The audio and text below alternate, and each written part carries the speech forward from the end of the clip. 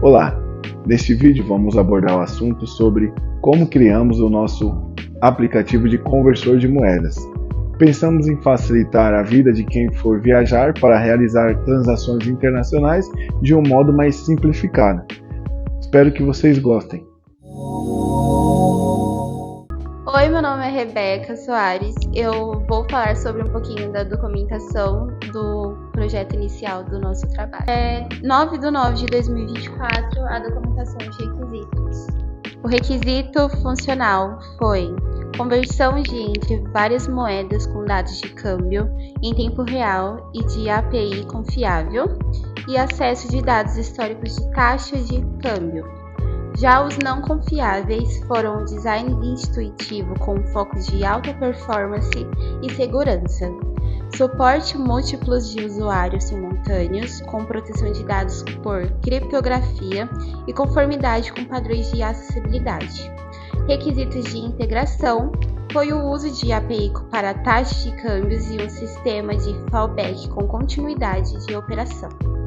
Já o desenvolvimento de interface foi utilizado o Figma e foram criadas telas de interface de usuários que incluem menus suspensos para seleção de moedas e quantias a ser convertida, botão central de conversão rápida e gráfico dinâmico para visualização da variação de câmbio. Dia 16/9/2024, iniciou o design de arquitetura de softwares.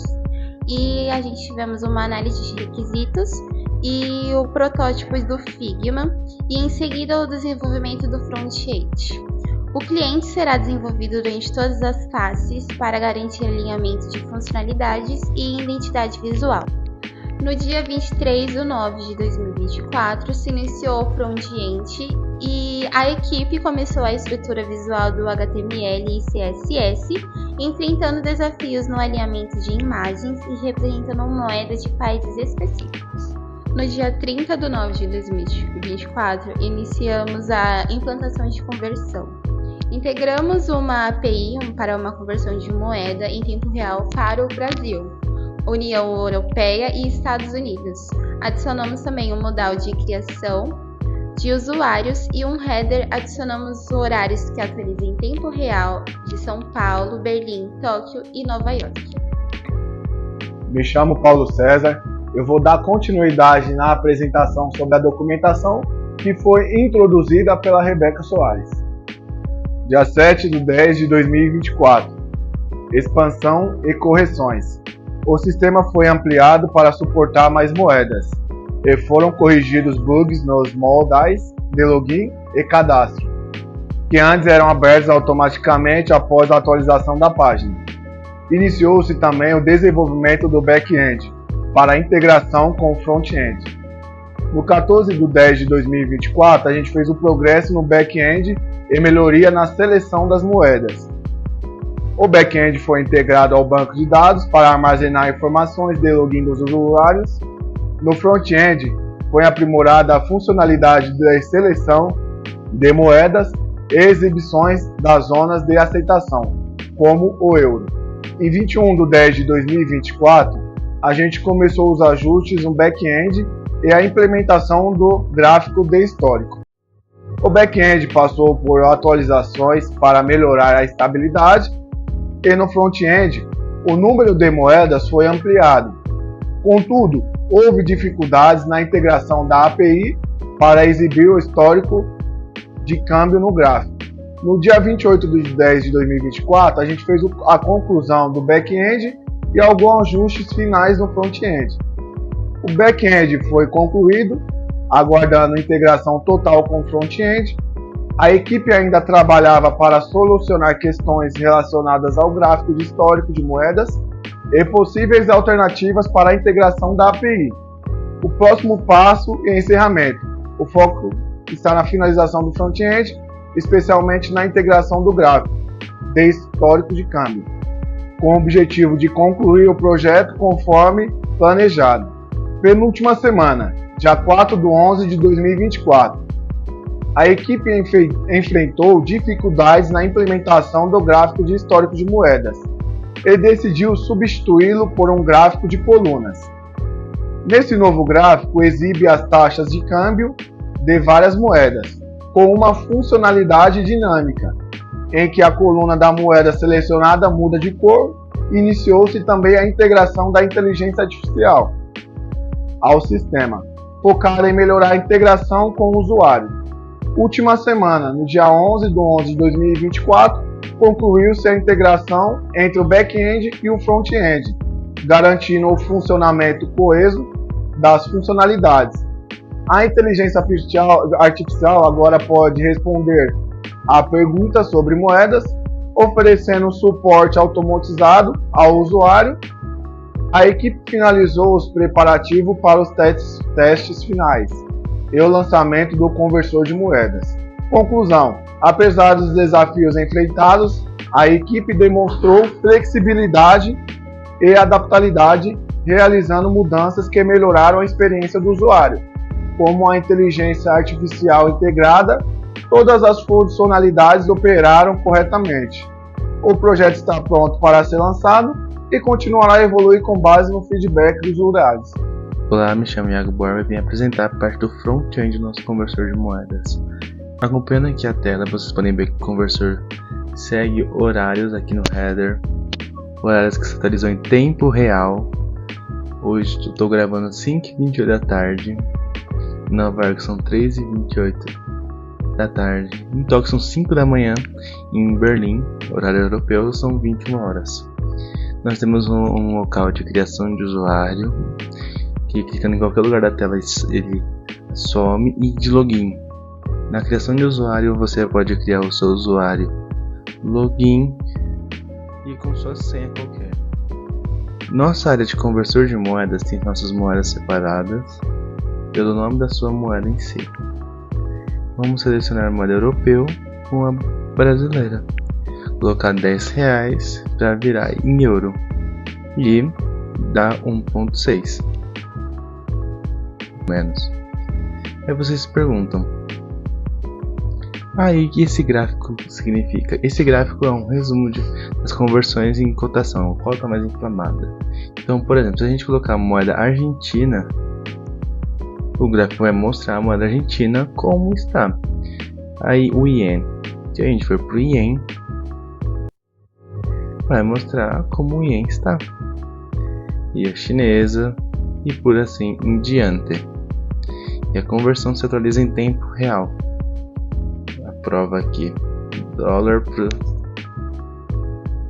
dólar está 5,70 hoje. Se a gente colocar o euro está 6,19 hoje. E aqui embaixo, mais abaixo, próximo do footer, onde cada moeda é aceita. A moeda real só é aceita no real. Se a gente inverter como está aqui, colocar no euro, zona do euro, e cita alguns países: França, Alemanha, Espanha, Itália e Irlanda. E vamos colocar essa e essa. Onde é aceita China. Agora é canadense, onde é aceita no Canadá, por assim em diante. Seguinte, estão vendo que tem um negócio de mensagem, sim. E tem algumas perguntas pré-selecionadas de auto-resposta. Qual é a taxa do dólar para o euro? A taxa é de 1/10. O dólar está 10 euros, 10 centavos. Você pode fazer a tua pergunta, que vai ficar salvo clicando no balão de mensagem. Vai ficar salvo. Como funciona a cotação de diferentes moedas? A cotação mais é baseada no mercado financeiro. Agora vocês estão vendo a parte do código, aqui é o HTML básico, onde tem as divs, a imagem, e aqui onde começa a parte do código. Aqui cada moeda em questão de divs separados, porque pode acontecer de ter erro, como são abas separadas, eu preferi deixar em divs separadas. É o nosso footer com já o ligamento com JavaScript. O JavaScript é onde nós separamos parte para as moedas prontas já prontas, as respostas do chatbot, a nossa conversão em tempo real, o horário, e nossas APIs ligadas.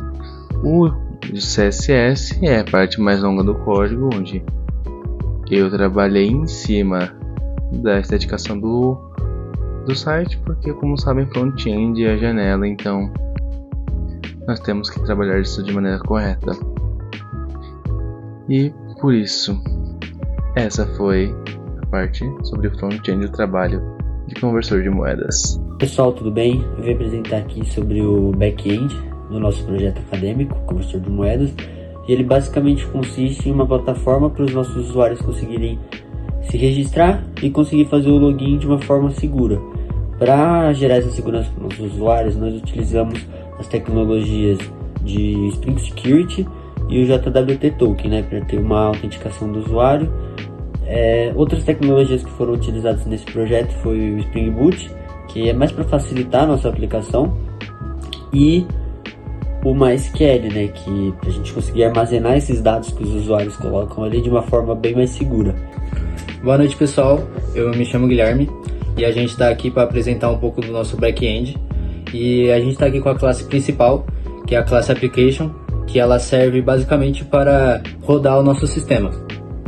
Bom, nós vamos explicar aqui agora a classe AutoController, que ele é basicamente o nosso ponto de entrada para registro e login dos nossos usuários, né? Que aqui, como vocês podem ver, ele utiliza o Register User para a gente conseguir captar os dados desse usuário, utilizando aqui ó, o Get Username, Get Password e Get Email, que está salvo aqui na classe User, que vai ser explicado. E ele retorna aqui uma resposta para o nosso banco de dados, armazenando aqui nesse New User, que está salvo lá no nosso banco de dados. Já a classe Login, aqui ó, Login User, ele utiliza esse método de autenticação aqui, Authentication Manager, que serve para o usuário apenas usar o username dele e o password dele, pular a parte de colocar e-mail e entre outras coisas para simplificar para o nosso usuário, né? E assim ele retorna um token para esse usuário, e caso dê errado, ele dá esse erro aqui que eu utilizei o try catch, né? Basicamente, a classe user ela é responsável por representar os dados de um usuário no sistema, e ela contém atributos como o ID, o username, o e-mail e o password, que está representado aqui.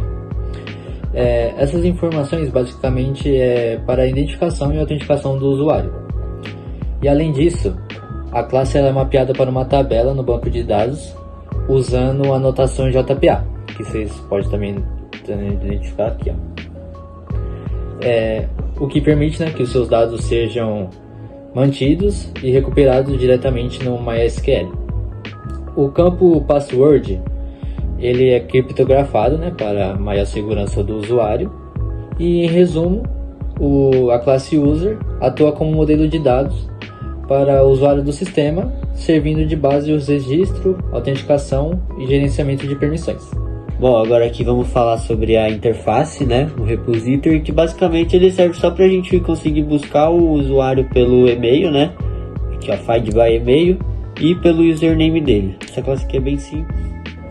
Bom, agora vamos falar aqui sobre o JWT Authorization Filter, né, que ele basicamente é como se fosse o nosso guardião da aplicação, né, que é ele quem vai verificar os tokens, se os tokens estão presentes lá no cabeçalho HTTP, e vai fazer ou a barragem dessa passagem, caso não possua o token, ou ele vai deixar a pessoa passar por essa segurança, né, caso a pessoa possua o token. E é importante porque a gente consegue fazer a filtragem de quem vai acessar nossos dados sensíveis, né, e acessar o banco de dados com os dados dos nossos usuários, dos nossos clientes. A classe JWT Utils é quem vai vai gerar esse token, né, ó, como vocês podem ver aqui, ó, Generated Token, ele quem vai gerar esse token, ele quem vai validar esse token, ou seja, ele vai fazer com que esse token seja válido e que ele tenha uma data de validade, por exemplo. Aqui, ó, e aí é ele também quem vai fazer a gente saber qual usuário que está utilizando esse token, ou seja, ele vai extrair do username do usuário para a gente saber quem é que está usando esse token, né? E aí aqui, ó, its token expired qual é a data de validade, né, do token, para fazer esse token ser válido. Enfim, basicamente ele vai gerar e fazer com que o token seja válido para a aplicação.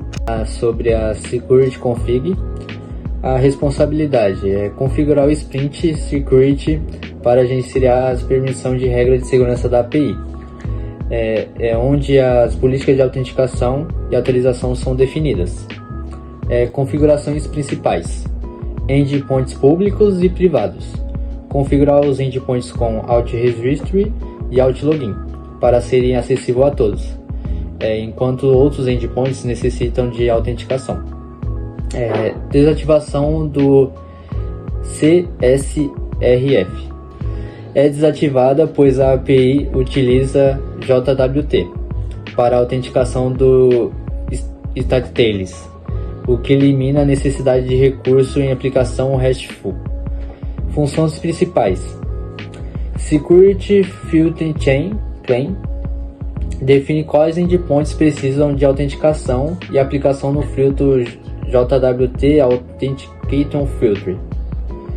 Password Encoder configura o encoder para senhas, usando o Password Encoder para garantir que as senhas sejam armazenadas de forma segura e criptografada.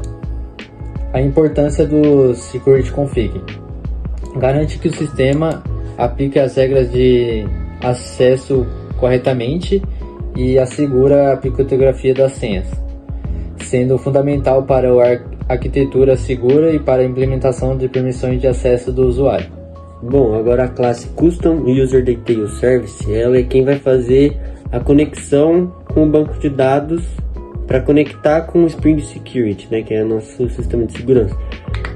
Ou seja, ele vai funcionar dessa forma: ele vai verificar os dados que o cliente colocou dentro da nossa aplicação, né, do nosso site, e verificar se esse usuário é existente, né, se as informações dele batem, se já possui um usuário com esse nome, se a senha dele é realmente aquela senha. Ou seja, vai fazer toda essa verificação para saber se o usuário já é cadastrado e se tá tudo certinho das informações dele, né? Agora eu vou falar sobre a classe User Service. A função dela: ela contém a lógica de negócio relacionada aos usuários, como cadastro e manipulação de dados seguros. Principais métodos: Register User, cria uma nova instância de usuário criptografado e a senha com Password Encoder e salva o usuário no banco de dados. Essa segurança é fundamental para garantir que as senhas sejam protegidas, né?